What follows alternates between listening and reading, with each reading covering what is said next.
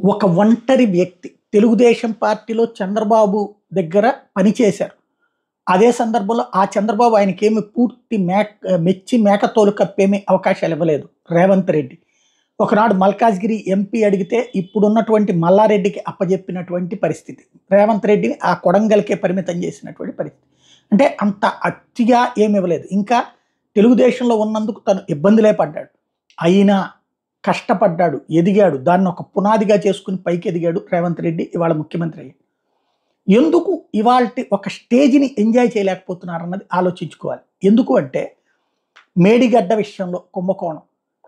ఎందుకు సిబిఐ దర్యాప్తు కోరరు? సిబిఐ విచారణ కోరితే సమస్య పరిష్కారం అయిపోతుంది. మొన్న ఒక కమిటీ వేశారు, వాళ్ళు ఒకటి రిపోర్ట్ అయిపోయింది. ఇప్పుడు మళ్ళీ ఇంకొక రిపోర్ట్ అట.